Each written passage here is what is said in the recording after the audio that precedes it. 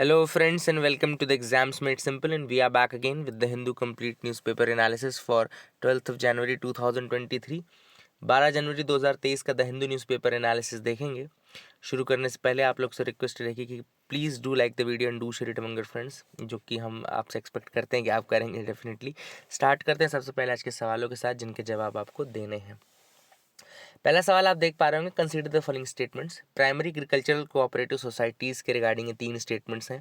पहला स्टेटमेंट कह रहा है PACS constitute the lowest tier of the 3 tier short term cooperative credit structure in India. दूसरा statement कह रहा है PACS fall within the jurisdiction of the union government. तीसरा स्टेटमेंट कह रहा है PACS is a village level institution that works in directly with rural residents. आपको बताने में मुझे कौन से स्टेटमेंट जो है वो सही है, 1 and 2 only, 1 only, 1 and 3 only, या 2 only. This is question number 1।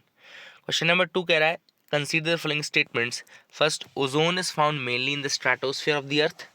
Second statement कह रहा है the Montreal protocol aims at phasing down the consumption and production of the different ozone depleting substances. तीसरा स्टेटमेंट कह रहा है the Kigali amendment of the Montreal protocol aimed at phasing down CO2 on the lines of ozone depleting substances. आपको बताना है कौन से statements correct हैं, 1 and 2, 2 ओनली, 2 and 3, या 1, 2, 3। क्वेश्चन नंबर 3 कह रहा है the black buck is found only in Indian subcontinent. दूसरा स्टेटमेंट कह रहा है black buck are near threatened in the IUCN red list. 1 only, 2 only, both है नन।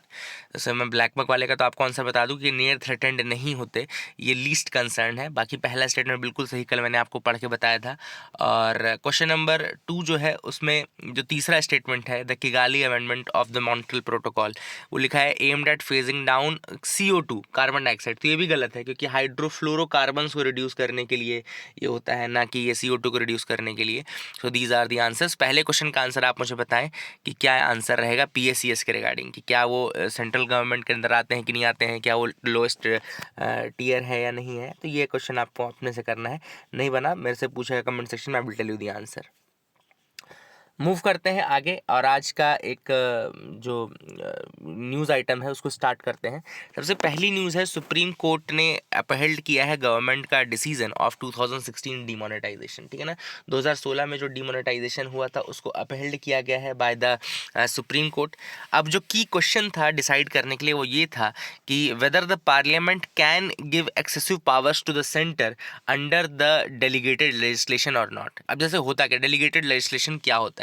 डेलीगेटेड लेजिस्लेशन होता है कि पार्लियामेंट्री जो पार्लियामेंट क्या करता है, रूटीनली कुछ कुछ फंक्शंस डेलीगेट करता रहता है टू द अथॉरिटीज। डेलीगेट करना मतलब अपने काम को दूसरे को सौंप देना, along with some operation details, क्या एग्जीक्यूशन करना, ये सब डिटेल्स के साथ उसको डेलीगेट कर देता है। ठीक है ना, इसको डेलीगेटेड लेजिस्लेशन बोलते हैं। अब जैसे कि आपने RBI एक्ट पढ़ा, reserve Bank of India Act 1934 देखा, उसमें सेक्शन 26 का सब सेक्शन 2 जो है वो पावर देता है सेंटर को, that gives the power to the centre to notify that a particular demonetisation of currency ceases to be a legal tender. मतलब कि कोई एक पर्टिकुलर करेंसी है वो लीगल टेंडर होना बंद हो जाएगी अगर सेंटर उसको अलाउ कर दे, तो अगर सेंटर कह दे तो। This is as per section 26 sub section 2 of the Reserve Bank of India Act 1934। तो याद रखिएगा, Reserve Bank of India Act 1934 उसका सेक्शन 26 सब सेक्शन 2 जो है वो कहता है कि सेंटर नोटिफाई कर सकता है कि कौन सी करेंसी, कोई पर्टिकुलर डिनोमिनेशन करेंसी की ऐसी है जो लीगल टेंडर की तरह एक्ट नहीं करेगी, तो ये पावर है सेंटर के पास। ठीक है ना, अब ये डेलीगेटेड लेजिस्लेशन है क्योंकि 1934 के RBI एक्ट ने ये पावर सेंटर को दे रखी है, डेलीगेट कर रखी है, मतलब वो काम उसने डेलीगेट कर रखा है। ठीक है ना, तो that is the thing which is important. तो यही चीज़ चेक कर रहे थे सुप्रीम कोर्ट भी कि क्या ये डेलीगेटेड लेजिस्लेशन हो सकता है, या ये पार्लियामेंट जो सेंटर कर रहा था, इस सेंटर ने जो किया था, क्या वो एक्सेसिव कंट्रोल तो नहीं था। तो ये सारी चीज़ें उन्होंने अपहेल्ड किया, इसको केवल एक डिसेंटिंग जजमेंट था। अब आज से मैंने एक चीज़ सोची कि आपको एक दिन एक कंसेप्ट बताऊंगा, every day I will tell you one concept, है ना। तो आज का जो कंसेप्ट है वो इकोनॉमिक कंसेप्ट है, एंजल फंड के रिलेटेड। एंजल फंड क्या होते हैं? देखो, एंजल फंड एक पूल ऑफ मनी क्रिएट किया जाता है हाई नेटवर्थ इंडिविजुअल्स द्वारा या कंपनीज द्वारा। जो बड़ी कंपनीज रहती हैं या बड़े बड़े इंडिविजुअल्स रहते हैं जिनके पास बहुत पैसा रहता है, वो एक पूल ऑफ मनी क्रिएट करते हैं इन्हीं इन्वेस्टर्स को एंजल इन्वेस्टर्स कहा जाता है। ये जो इन्वेस्टर्स होते हैं वो एंजल इन्वेस्टर्स होते हैं। अब देखो डिफरेंस क्या होता है, एक आपका वेंचर कैपिटल फंड भी होता है, एक आपका एंजल इन्वेस्टर भी होता है।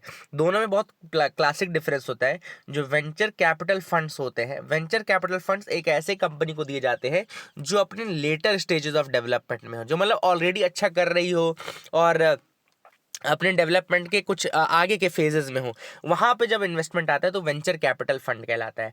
अगर ये इन्वेस्टमेंट ऐसे व्यक्ति को मिला जो जस्ट एक स्टार्टअप है, जिसने भी अपने ये शोकेस नहीं किया कि वो अच्छा काम करेगा कि नहीं, तो फिर जब स्टार्टअप को पैसा मिलता है तो वो एंजल फंड से मिलता है और एंजल इन्वेस्टर्स उसमें रहते हैं। इन्वेस्ट करने वाले लोग एंजल इन्वेस्टर्स कहलाते हैं, ठीक है ना। और ये जो टर्म है एंजल फंड का, ये डिफाइन किया गया है सेबी द्वारा। सेबी ने इसको डिफाइन किया है alternative investment fund amendment regulation 2013 में। और एंजल फंड डिफाइन किया गया है एज अ सब category of venture capital fund under category 1 alternate investment fund. तो याद रखिएगा, जो एंजल फंड है वो डिफाइंड है अंडर अ सब कैटेगरी, मतलब वो वेंचर कैपिटल फंड की सब कैटेगरी के रूप में डिफाइन किया गया है under category 1 alternative investment fund under sub category alternative investment fund. तो आप याद रखिएगा, है ना। और ये फंड क्या रेज करते हैं, कहाँ से? From angel investors and invest in accordance with the rules specified in chapter 3, है ना, याद रखिएगा। And they are invested in rules accorded in chapter 3 A of SEBI. SEBI का जो alternative investment fund amendment regulation 2013 का है, याद रखिएगा, सेबी अल्टरनेटिव इन्वेस्टमेंट। तो याद रखिएगा ये जो है अल्टरनेटिव इन्वेस्टमेंट फंड के अंदर ही आता है, तो ये आपको चीज़ पता रहनी चाहिए। और जो बाकी जो मैंने डिफरेंस जो आपको बताया कि वेंचर कैपिटल और एंजल इन्वेस्टमेंट में क्या डिफरेंस है, वो आपको पता होना चाहिए। तो I hope you got clarity regarding that as well.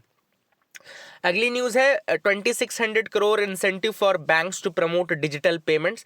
तो अब बैंक्स को डिजिटल पेमेंट प्रमोट करने के लिए सेंटर ने कहा है कि हम 2600 करोड़ का एक इंसेंटिव स्टार्ट करेंगे, will provide incentives to the banks. And union cabinet ने अप्रूव किया है 2600 करोड़ का to promote payment using RuPay cards and UPI. तो रुपे और यूपीआई के माध्यम से पेमेंट करने का इनिशिएटिव है 2600 करोड़ का, ठीक है ना।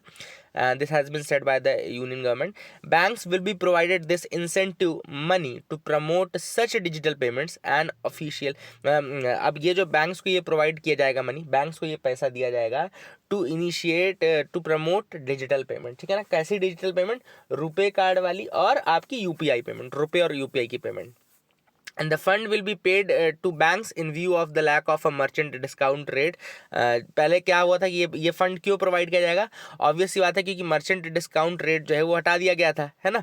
तो ये जो बैंक्स हैं उनको मर्चेंट डिस्काउंट रेट पे नहीं किया जा रहा था। मर्चेंट डिस्काउंट रेट पे नहीं किया जाएगा क्योंकि मर्चेंट डिस्काउंट रेट क्या होता है? ये वो पेमेंट होती है जो मर्चेंट के ऊपर लागू होती है जब वो ऑनलाइन ट्रांजैक्शंस कार्ड के माध्यम से करवाता है। सपोज करो पीओएस मशीन कहीं पे है, तो उसमें जब वो पेमेंट करेगा तो उसमें कुछ मर्चेंट डिस्काउंट रेट करके एक अमाउंट होती थी, वो कट होती थी, मतलब 1% से 3% के बीच की अमाउंट थी।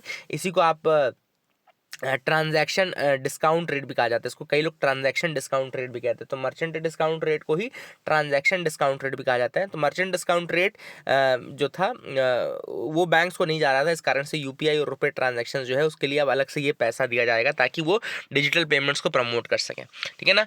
And reserve Bank of India और जो बैंक्स थे उन्होंने एक कंप्लेंट की थी गवर्नमेंट के साथ कि भैया हमको नहीं मिल रहा है ना। तो डिजिटल पेमेंट की सस्टेनेबिलिटी को मेंटेन रखने के लिए कुछ पैसा तो चाहिए। तो मर्चेंट डिस्काउंट रेट जब लगता तो दिक्कत उससे हो रही थी कि लोगों के ऊपर ज़्यादा बर्डन पड़ रहा था, है ना। क्योंकि ऑब्वियस सी बात है बैंक्स भी वो फिर कस्टमर से मांगता है ना पैसा, वो मर्चेंट भी तो कस्टमर से ही पैसा मांगता है कि आपको 2% एक्स्ट्रा देना पड़ेगा, 3% एक्स्ट्रा देना पड़ेगा। तो डिजिटल पेमेंट कोई क्यों करेगा, है ना। तो उन सब चीज़ों से बचने के लिए गवर्नमेंट ने कहा ठीक है हम आपको पैसा देंगे, आप वो मत मांगो और इसके माध्यम से आप पेमेंट करो, ठीक है ना। अगली न्यूज़ है यहाँ पे जो हमारे वाइस प्रेसिडेंट हैं जगदीप धनखड़ जी, उन्होंने फिर से जुडिशरी के ऊपर कुछ क्वेश्चंस खड़े किए। Now he has been very vocal about all these things, काफ़ी वोकल रहे हैं वो, बार बार उन्होंने कई बार कहा है। और उन्होंने ये कहा कि जुडिशरी कहीं पे भी ऐसी नहीं हो सकती कि वो जो विल ऑफ द पीपल है जो कि पार्लियामेंट के माध्यम से सामने आती है उसको नल कर दे, वॉइड करते जैसा कि जुडिशरी करती है ना। कई सारे पार्लियामेंट्री जो लेजिस्लेशंस रहते हैं उनको वो नल एंड वॉइड डिक्लेयर कर देती है। एग्जाम्पल उन्होंने एनजेएसी का दिया, है ना। एनजेएसी यानी कि नेशनल जुडिशियल अपॉइंटमेंट कमीशन जो बनाई गई थी जुडिशरी में अपॉइंटमेंट के लिए, तो उन्होंने कहा कि ऐसी जुडिशरी नहीं हो सकती है कि वो पार्लियामेंट्री लेजिस्लेशन को हटा सके। So this was the thing. RRR का नाटू नाटू जो सॉन्ग है उसको गोल्डन ग्लोब मिला है। तो Hyderabad based music composer M Keeravani जो है, he has accepted the award for best original song for S Rajamouli directed Telugu film RRR at the 80th global golden globe awards. And Natu Natu and RRR were nominated for Best Original Song and Best Picture Non-English Language। तो इसमें नाटू नाटू को best original song मिला है। And it is the first Asian song to get this award. It is the first Asian song to get this award. काफ़ी important news है, आप याद रखिएगा। गोल्डन ग्लोब अवार्ड है ये, है ना। आगे मूव करते हैं यहाँ पे। Women seek scrapping of section 197 of CrPC and AFSPA. अब अफ्स्पा तो हमने बहुत बार सुना है कि भैया armed forces special powers act जो है इसको रिवोक करने की बात की जाती है, लेकिन अब विमेन जो है उन्होंने कहा है कि जो सेक्शन 197 है सीआरपीसी का उसको भी स्क्रैप करो। तो सेक्शन 197 जो सीआरपीसी का है वो क्या बोलता है? सेक्शन 197 सीआरपीसी का बोलता है कि no court shall take cognizance of any offence alleged to have been committed by any member of the armed forces while acting or purporting to act in the discharge of his official duty। तो कोई court कोई cognizance नहीं लेगा किसी offence का जो कि किसी आर्म फोर्स के मेंबर के अगेंस्ट हो, अगर उसने वो काम किया है in the discharge of his official duty, but it is except with the previous sanction of the central government. अगर प्रीवियसली सेंट्रल गवर्नमेंट ने अप्रूवल दे रखा है, सैंक्शन कर रखा है, तो ही वो कोर्ट उसका कॉग्निजेंस ले सकता है। तो अब जो महिलाएं हैं, जो ग्रुप है असम में, तो उनका ये कहना है कि नहीं भाई, ये सेक्शन गलत है, इस सेक्शन को एबॉलिश करना चाहिए, क्योंकि इसमें फिर बहुत सारे कस्टोडियल वायलेंस भी आते हैं, ह्यूमन राइट वायलेशंस भी होते हैं, दीज आर अनजस्ट लॉस। तो इसलिए सेक्शन 197 सीआरपीसी का हटना चाहिए, ठीक है ना। बाकी armed forces special powers act आप सबको पता है 1958 में, जिसमें गोली चलाने की पावर भी है, किसी को गोली मारने की पावर भी दे रखी है आर्म्ड फोर्सेस के पास, लेकिन वो डिस्टर्ब्ड एरिया में है ना, डिस्टर्ब्ड एरिया। और डिस्टर्ब्ड एरिया पूरे स्टेट को घोषित किया जा सकता है, किसी पार्ट को घोषित किया जा सकता है। तो ये भी आप फैक्ट्स याद रखेगा। Juvenile justice rules authorise extracting confession from children. अब डीसीपीसीआर यानी कि Delhi Commission for Protection of Child Rights जो है, उसका ये कहना है कि जो आपका juvenile justice care and protection of children model rule 2016 है, वो उसमें बच्चों का कन्फेशन एक्सट्रैक्ट करने की पावर दे रखी है। ऐसा एलिगेशन लगाया गया है उस एक्ट के लिए। क्या, क्यों ऐसा लगाया गया? कि उनका कहना है कि उसमें जो टर्म्स लिखे हैं वो कहते हैं कि इसमें चाइल्ड का क्या रोल था। Child can be compelled to be a witness, child can be asked his और हर रोल, एंड चाइल्ड से रीज़न पूछा जा सकता है एलेज्ड ऑफेंस का, and alleged role of the child in the offence, है ना। तो चाइल्ड से एलेज्ड रोल और एलेज्ड ऑफेंस का रोल पूछा जा सकता है। तो ये कह रहा है कि ये these are the techniques of extracting the confession, ये कन्फेशन एक्सट्रैक्ट करने के तरीके हैं।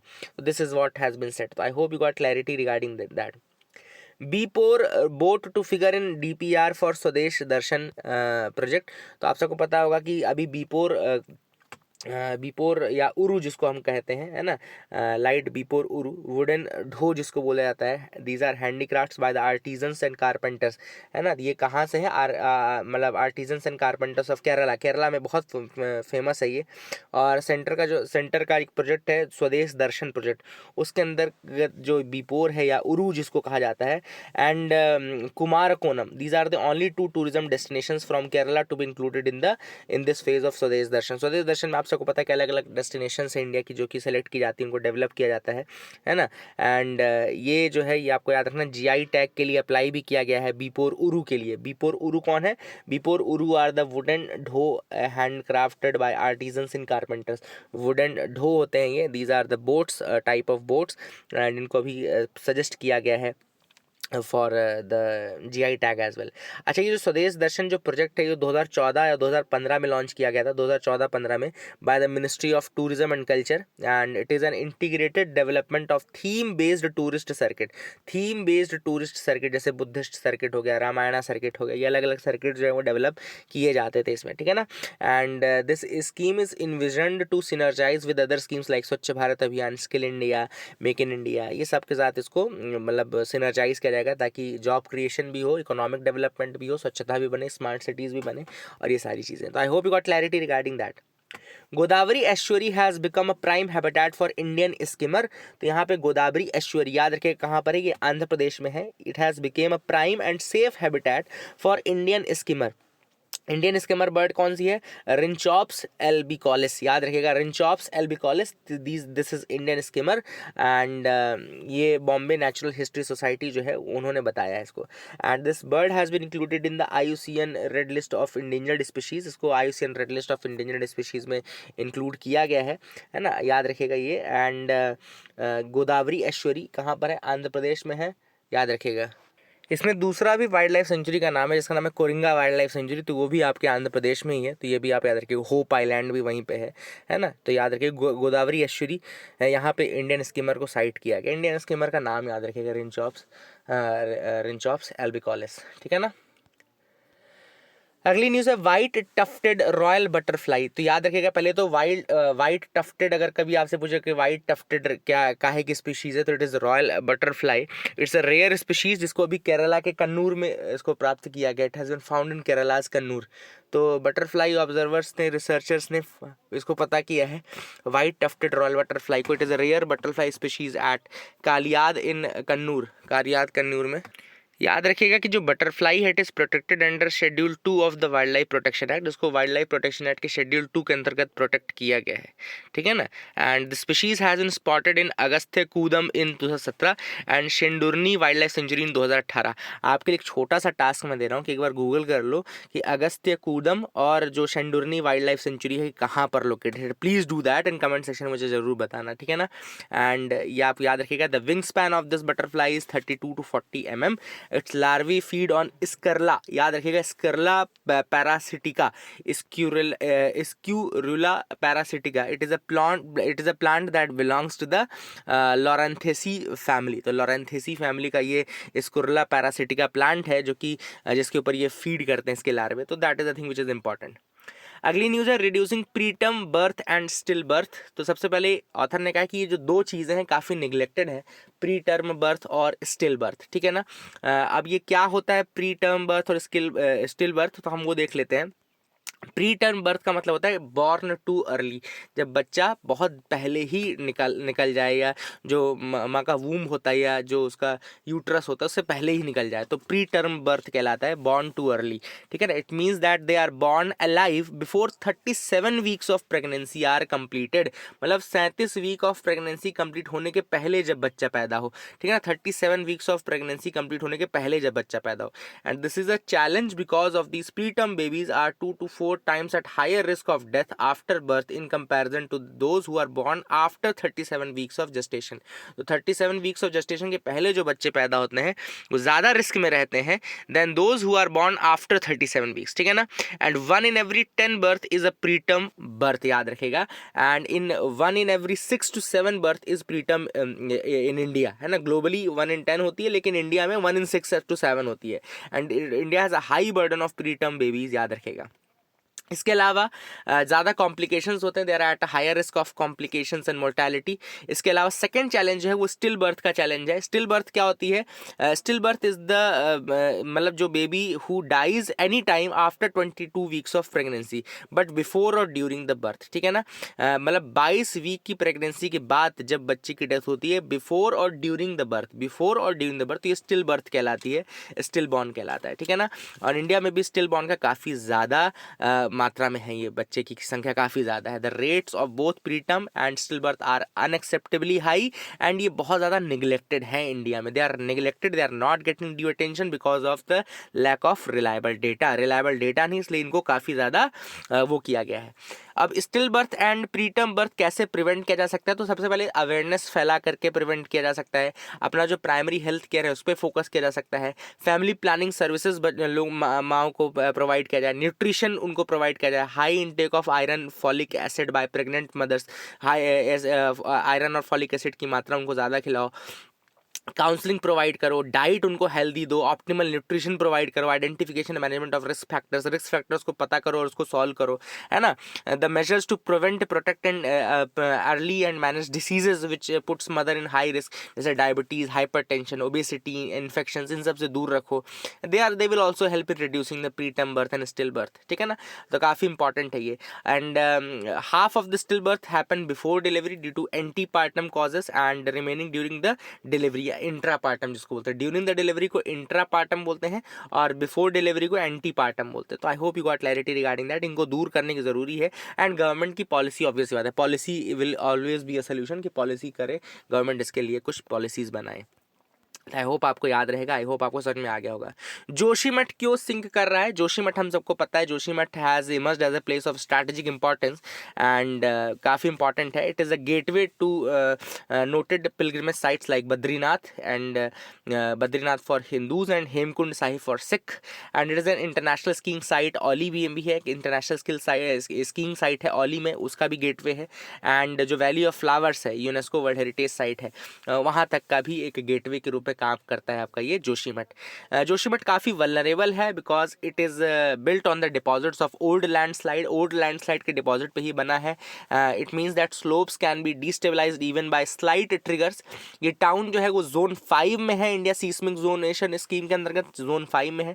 And it lies between two thrust, the main central thrust and the Vaikrita thrust. तो मेन सेंट्रल थ्रस्ट जैसे Himalayan greater Himalayas and middle Himalayas के बीच में जो है उसमें मेन सेंट्रल थ्रस्ट लाई करता है। तो मेन सेंट्रल थ्रस्ट जो होता है वो उसके बीच में लाई करता है, और वैकृता थ्रस्ट इन दोनों के बीच में ये लाई करता है। It is occupies a very high seismic activity zone. लेकिन जो वहाँ के लोकल्स हैं उन्होंने ब्लेम किया है एनटीपीसी थर्मल पावर कॉरपोरेशन के 520 megawatt Tapovan Vishnugarh hydro power project को, ठीक है ना। तो उसको ब्लेम किया गया। तो I hope you will remember that as well, ये भी आपको पता होगा। आगे मूव करते हैं। Office of registrar general of India following obsolete criteria to define scheduled tribes. अब office of registrar general of India जो है वो लोकूर कमेटी, जो कि 60 साल पहले जिसने कि क्राइटेरिया दिया था शेड्यूल्ड ट्राइब्स को डिफाइन करने का, उसको फॉलो कर रही है, ठीक है ना। तो अभी क्वेरी हुई थी, उसमें ऑफिस ऑफ रजिस्ट्रार जनरल जो है उसने जो लिस्ट निकाली थी शेड्यूल्ड कास्ट शेड्यूल्ड ट्राइब की, उसमें लोकूर कमेटी 1965 के उसको फॉलो किया गया है। लोकूर कमेटी ने क्या कहा था कि भैया कुछ चीज़ें हैं जो कि आपको देखनी है फॉर डिफाइनिंग द SC/ST, जिसमें आप indication of primitive traits, distinctive culture, geographical isolation, shyness of contact with the community at large and backwardness, केवल इन फैक्टर्स को देखेंगे। लेकिन अब जो है एक नया प्रपोज्ड क्राइटेरिया दिया गया है, गवर्नमेंट के पास भेजा गया है कि भैया अब उनका सोशियो इकोनॉमिक बैकग्राउंड, उनकी educational backwardness and rest of the population of the state, historical geographical location, इसके अलावा distinct language dialect, presence of core cultural relating to life cycle, marriage, songs, dances, painting, folklore, endogamy, और in case of exogamy marital relationship with primarily with other STs. And ये सारी चीज़ें भी include की जानी चाहिए और इनको इंक्लूड किया जाएगा। तो ये प्रपोजल है भी गया है, और लोकूर कमेटी 1965 के बेसिस पे अभी तक किया जाता था, जो कि ऑब्सलीट बताया गया है। तो I hope you got clarity regarding that as well, आपको समझ में आ गया होगा। So that is it for the day friends. I hope you liked our video. Please like and subscribe. Keep loving us, keep sharing us. Thank you and have a nice day.